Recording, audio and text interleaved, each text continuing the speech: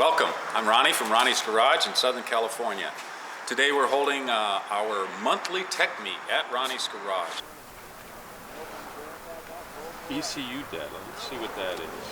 Oh, this gives serial number on the ECU, build level, it has a number, program ID, so the software in that engine module, and data set ID. So a lot of this stuff I don't know what these letters and all that means. That's factory knows that, but I don't have access to that information. Well, we do have live data, so then you can start it up and see what the fuel pressure switch is saying. See if it's currently Right now. Right now, correct. Right, that's not the same as freeze frame. So his question about the freeze frame is the computer's always monitoring everything, right? And it flagged the code. So typically when it flags a code, it'll freeze that information, that big old sheet of information on all the things in the system that it's monitoring, and it'll give you all the values for that. So that's a great diagnostic tool because you can see if maybe something else was wrong at the time that caused it to sense that. Maybe a low fuel level.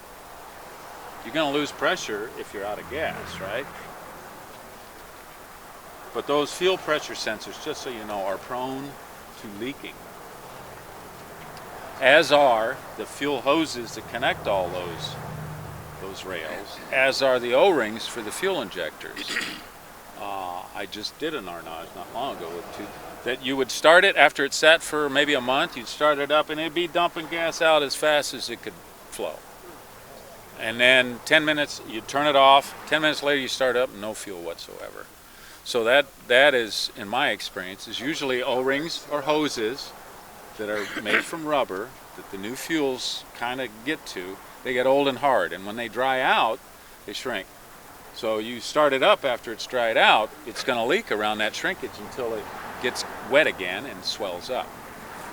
Ronnie, just on regular maintenance, any injected car, what's the intelligence on running like fluids through it to clean it out and all that stuff? Just well, there's two ways of doing it. The dealerships typically like to do a fuel system flush, which when I was working at dealerships, the inside term was a wallet flush. Okay, so if you have a car that's running bad, it's a great idea. Try that, see if it fixes it. Maybe it's a dirty clog injector. As a maintenance thing, you can add additives to the gas tank, and I have no problem with that.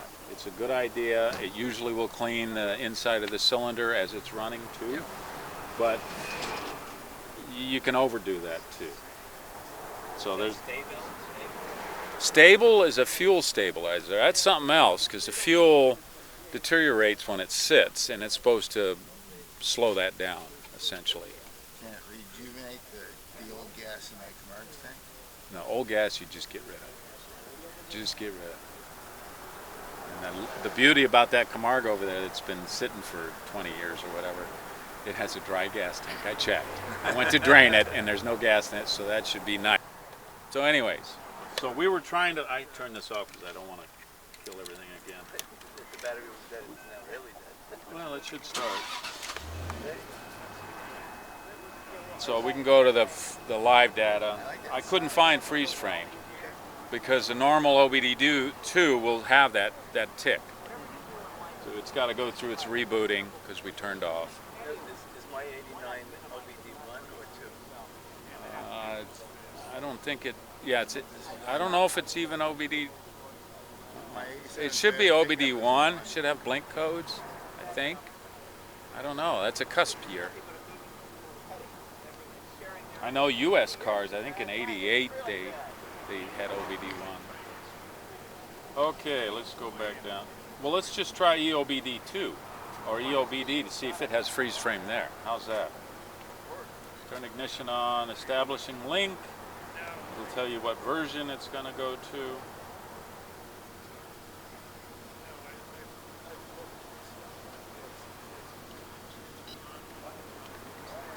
View system readiness status. It says yes.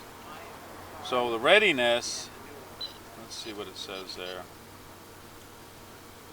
So that means it's okay to drive, but there's also the emissions readiness, which it should fail, I think, because it has a check engine light on. Still on? Yeah. Let's go back to the other one. There's two different systems on this. Let's go down. Oh, there we go. Let's go to 18, see what it says. Okay. Let's go to 10. Come on now.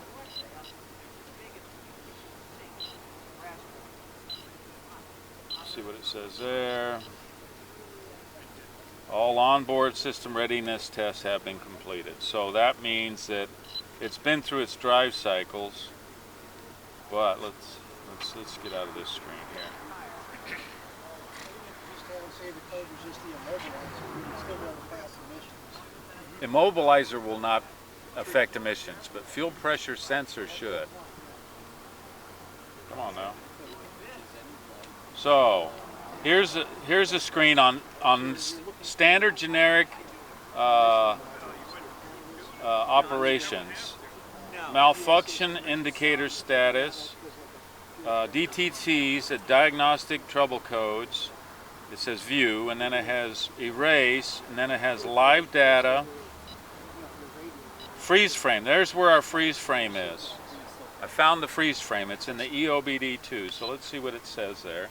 So that should be when the check engine light came on. It should say which module. I'm going to try the 18. I don't think it's... No, nothing on that one.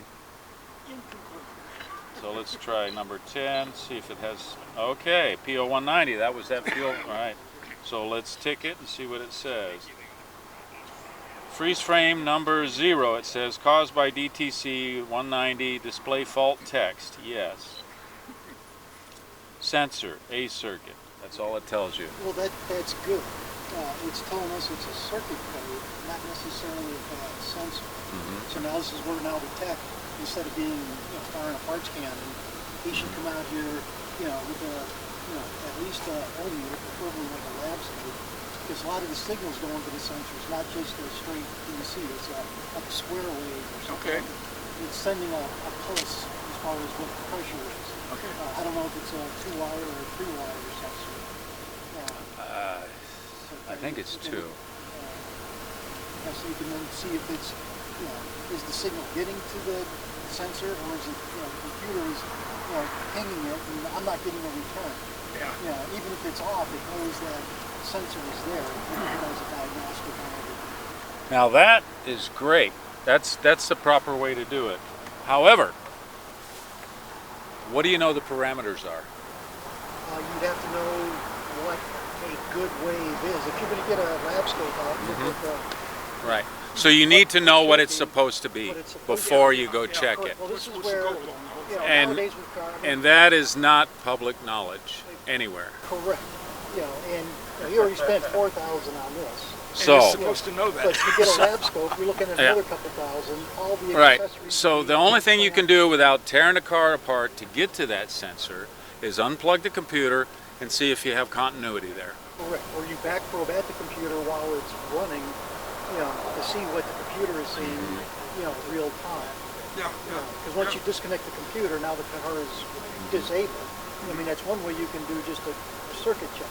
But while it's still plugged in and the computer's on, that's when the computer is, you can see if it's sending a signal and getting a signal return. And that still requires knowledge of what it's supposed to do. Absolutely. Okay. This is where it gets expensive to properly diagnose. You can go somewhere and they're not going to tell you, well... The dealership won't know that. Right. If they don't know it, who are you going to go to? Siri. Yeah. You can ask Siri.